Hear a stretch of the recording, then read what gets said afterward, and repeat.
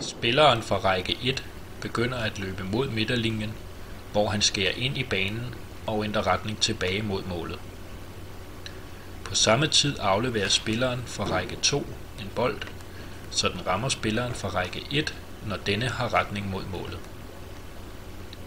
Spilleren fra række 1 fortsætter mod mål og udfører sit skud.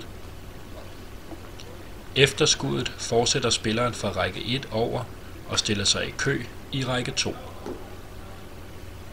Efter at spilleren fra række 2 har afleveret, fortsætter han mod midterlinjen, ændrer retning, modtager en aflevering fra række 1 og skyder på mål. På denne måde fortsætter øvelsen. Husk, at en god aflevering er vigtig, da man ellers ikke vil komme til afslutning.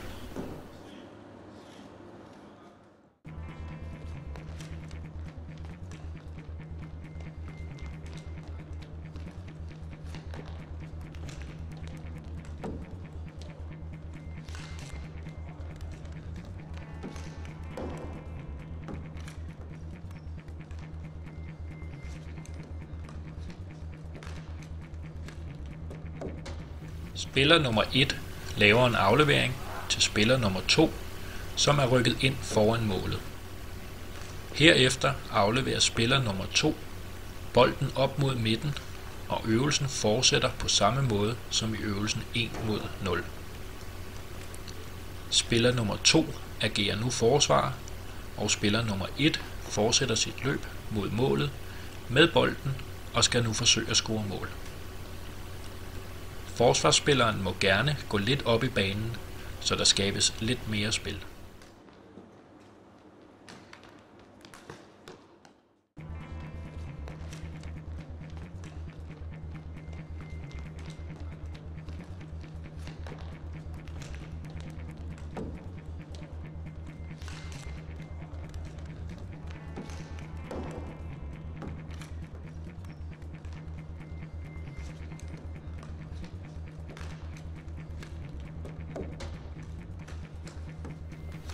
Spiller nummer 1 afleverer bolden mod række 3 og følger afleveringen. Spiller nummer 3 modtager bolden og afleverer den med det samme til spilleren fra række 2, som har startet sit løb mod midten. Herefter fortsætter spiller nummer 3 ind foran mål og agerer forsvar. Spiller nummer 2, som har modtaget bolden på midten, fortsætter ind over midten, hvor han laver et overlap til spiller nummer 1. Læg mærke til, at spilleren uden bold løber bag om boldholderen. Sammen forsøger de at lave mål, mens spiller nummer 3 forsvarer. Det står frit for at aflevere flere gange, hvis man vil.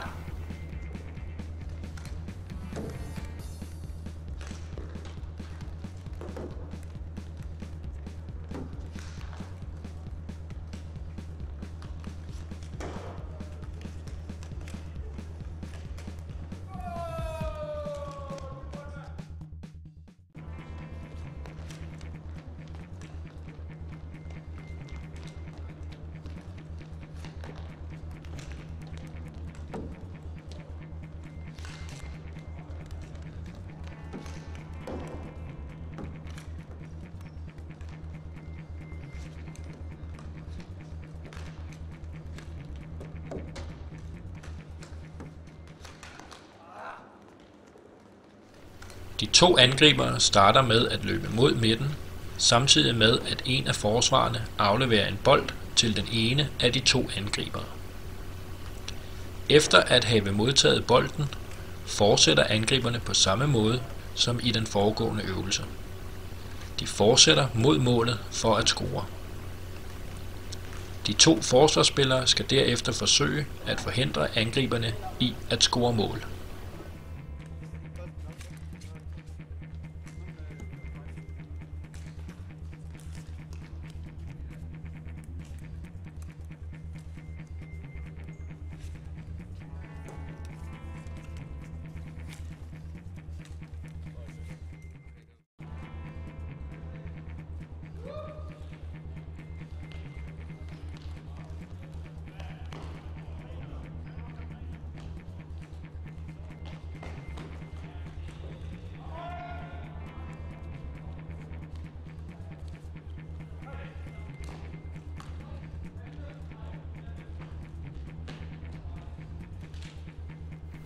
I stedet for traditionelle kampe, hvor man spiller 5 mod 5 med en målmand på hvert hold, spilles floorball ofte på en mindre bane med 3 mand på hvert hold. Ofte er målene i sådanne kampe mindre. Da banen er mindre, er der ofte mere spil med flere afleveringer, hvilket gør, at alle er med, og at spillerne skal reagere hurtigere. Ved at spille tremands floorball bliver man hurtigere bedre til at spille som hold, og man opnår også hurtigere en bedre boldkontrol.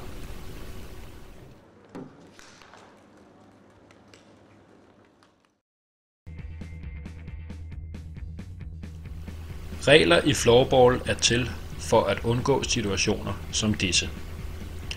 Spillet forløber bedre og mere flydende, når de grundlæggende regler er forklaret til alle. Her følger de mest grundlæggende regler. Man må ikke løfte modstanderens stav. Man må ikke låse modstanderens stav. Man må ikke slå på modstanderens stav. Man må ikke have staven mellem modstanderens ben. Man må ikke have høj stav. Grænsen er knæ og ved skud hoften. Man må ikke spille bolden med hovedet. Man må ikke bruge hånden. Man må ikke hoppe. Man må ikke aflevere bolden med foden til en medspiller. Man må ikke røre bolden med fødderne flere gange i træk. Det er dog tilladt at bruge foden én gang.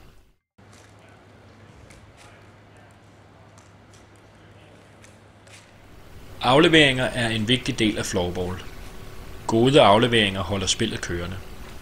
Det grundlæggende i afleveringer består af at modtage og sende bolden videre. Når man modtager bolden, er det vigtigt, at man tæmmer den, så den er under kontrol hele tiden og er klar til at blive afleveret videre med det samme. De samme grundlæggende regler gælder, når man skal modtage og aflevere en bold i baghånden.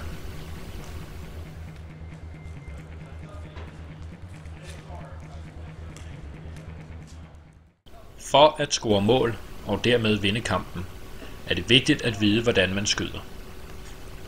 Der er forskellige måder at skyde på.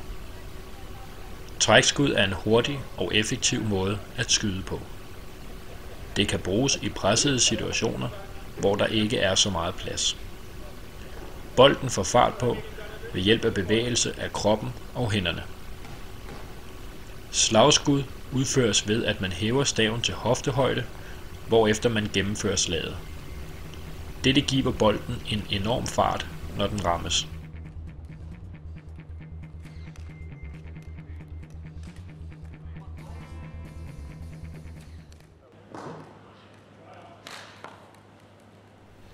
Det siges, at bag et hvert succesfuldt hold er der en god målmand.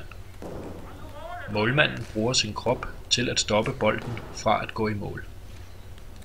Derfor har floorballmålmanden specielt udstyr på. Beskyttelse er nødvendig, især for knæene, da målmanden typisk sidder på knæ. Desuden bruger målmanden hjelm, brystpanser og skridtbeskytter.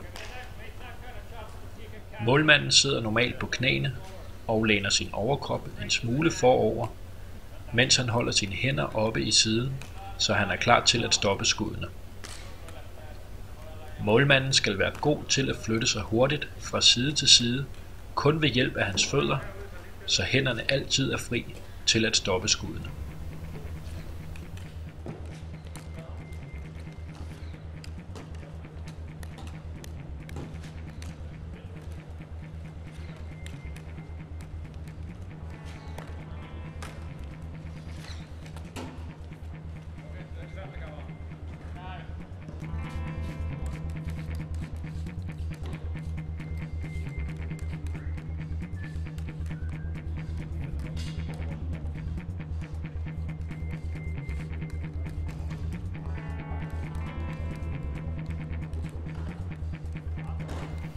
En af de vigtigste ting i floorball er boldkontrol.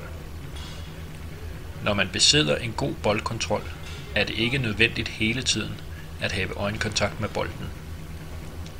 Bolden bliver i bladet, og man kan fokusere på, hvad der sker på banen.